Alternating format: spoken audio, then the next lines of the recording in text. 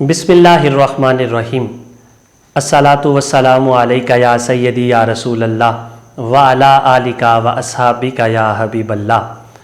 ए शहंशाह Medina अस्सलातु वस्सलाम, ज़ीनते अर्श मुअल्ला अस्सलातु वस्सलाम। मोमिनो पढ़ते रहो तुम अपने आका पर दुरूद, है फरिश्तों का वजीफ़ा अस्सलातु वस्सलाम। अस्सलातु वस्सलामु अलैका या सय्यदी या रसूल अल्लाह व अला आलिका व अस्हाबिका या हबीबल्लाह। नाज़रीन कराम, मैं हूँ आपका मेज़बान मोहम्मद सईद सलीम सुल्तानी और आप देख रहे हैं इर्तिकाए फ़हम की खूबसूरत नशरियात प्रोग्राम बहार रमज़ान।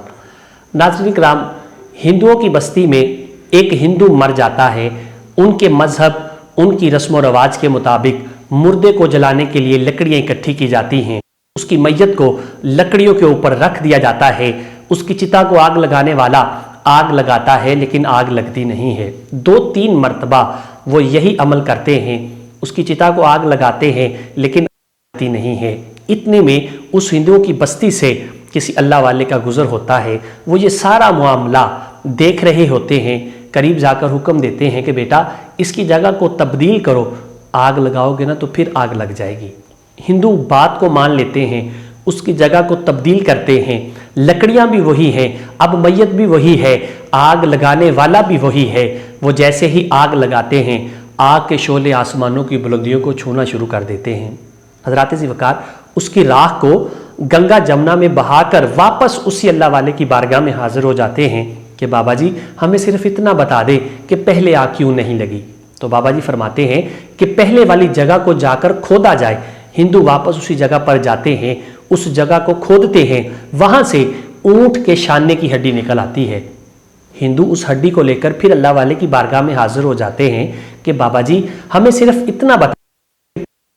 बाबा जी फरमाते हैं, ये कोई आम ऊंट की हड्डी नहीं है, उस ऊंट के जिस ये कुरान बैठ के तिलावत किया।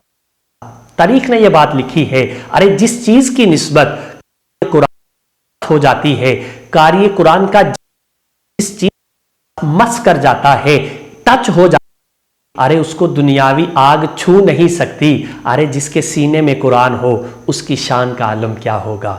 हज़रात ज़िवकार, आज आपके साथ एक ऐसी खूबसूरत शख्सियत को मैं खराज मोहब्बत और अकीदत पेश करने के लिए हाजिर हुआ हूँ। आलम इस्लाम की खूबसूरत शख्सियत, बाबाए सहाफ़त का अजीम नाम, सहाफ़त की दुनिया के बेताज बादशाह कारी मोहम्मद बाबर जमील नक्शबंदी रहमतुल्लाह ताला अलैह। हम उनको खराज मोहब्बत और अकीदत पेश कर रहे हैं। उनको आज उनकी सालाना बरसी है। दुआ करते हैं कि खालिक़ के कायनात अल्लाह करीम उनकी बख्शिश और मग़फ़िरत फ़रमाए और उनके मज़ार पुर अनवार पर अपनी करोड़ों रहमतों और बरकतों का नुज़ूल फ़रमाए। नाज़रीन कराम, कारी मोहम्मद बाबर जमील नक्शबंदी साहिब किसी भी नाम और तारफ़ के मोहताज नहीं हैं। आप आले नबी औलाद अली में से हैं, लेकिन आपने अपने नाम के साथ नहीं लिखा। बड़े बड़े लोग, बड़ी बड़ी शख्सियात आप 10 में आपका जब भी मुलाकात का शरफ, किसी को आप मुलाकात करते। आप बहुत सारे अखबारात में बहुत सारे कालम लिखते, बहुत सारे लोगों के इंटरव्यूज़ शाया करवाए। जहाँ कहीं भी कोई दीन से मोहब्बत करने वाला आपको मिल जाता, बड़ी शफ़क़त के साथ आप उसको अपने पास बिठाते, सवाल करते, अपने मोबाइल से तस्वीरें बनाते, फिर मुख्तलिफ़ अखबारात में उस इंटरव्यू को लफ्ज़ ब लफ्ज़ लिखवा कर प्रिंट करवाते, तो अगला बंदा भी खुश होता था। और कारी बाबर जमील जिसकी भी दीन से मोहब्बत होती थी उसको किया करते थे। तो आज दुआ करते हैं कि खालिक़ के कायनात हमारे उन बुज़ुर्गों को अल्लाह करीम उनकी कामिल बख्शिश फ़रमाए। अगर अल्लाह ने उनकी बख्शिश फ़रमा दी है तो अल्लाह करीम उनके दराजात को बुलंद फ़रमाए। दीन की खिदमत करने वाली शख्सियत थे, तहज्जुद गुज़ार, 5 वक़्त के नमाजी थे और मस्जिद में ही रहते थे। अल्हम्दुलिल्लाह हर वक़्त जहाँ कहीं भी चल रहे हैं, जा रहे हैं, हाथ में अखबारों का एक रोल पकड़ा हुआ है, जाते जाते तकसीम कर रहे हैं दोस्तों को कि ये मेरा अखबार है, इसको पढ़े।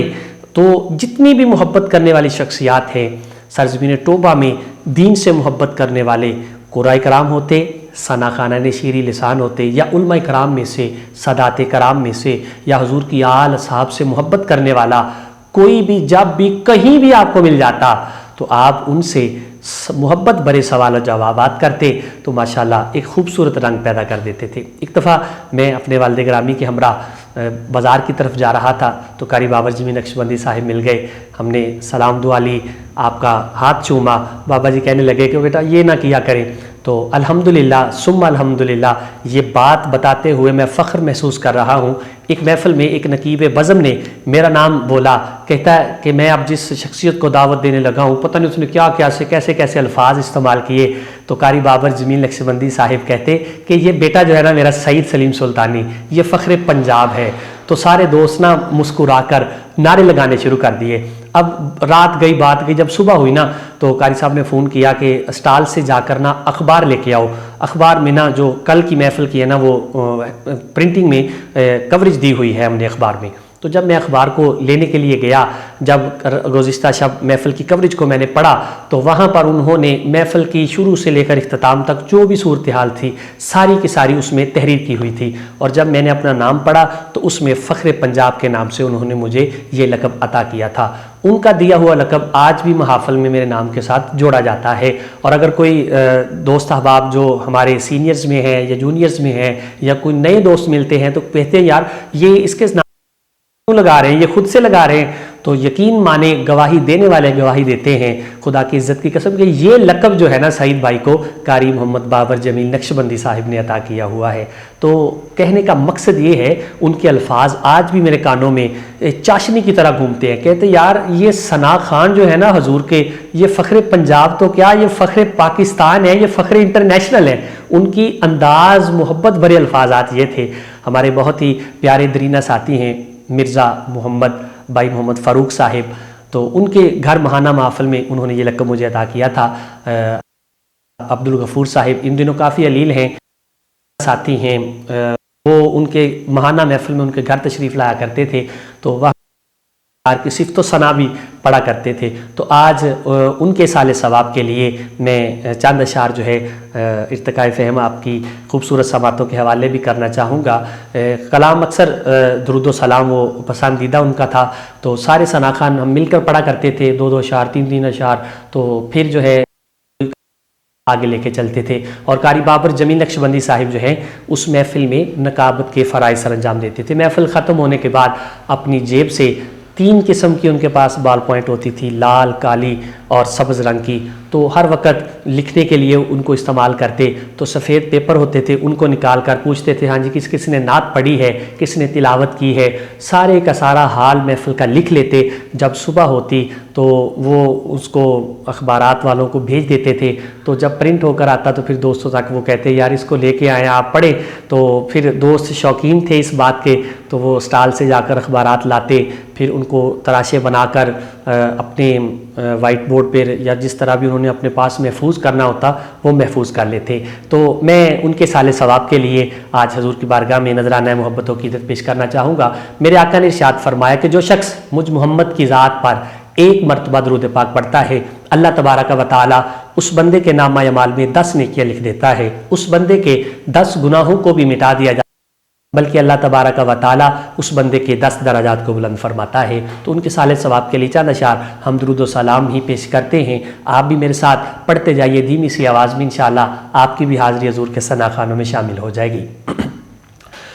اللہم صلی علی سیدنا و مولانا محمد، اللہم صلی علی سیدنا و مولانا محمد وعلی آلہ وصحبہ وبارک وسلم، اللہم صلی علی سیدنا و مولانا محمد، لجپال پال جدا رکھوالائے اونو کون مٹاون والائے، ساڈی اس سونے نال لگ گئی ہے جیڑا توڑ نباون صلی علی سیدنا محمد وچ گھبراوے گا جب کوئی نہ آ پھر اللہم صلی علی سیدنا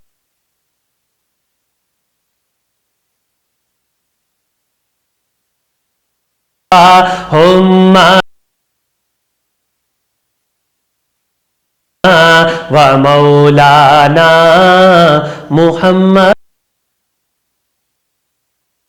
ناظرین کرام، ایک دفعہ سارے ہی دعا کرتے ہیں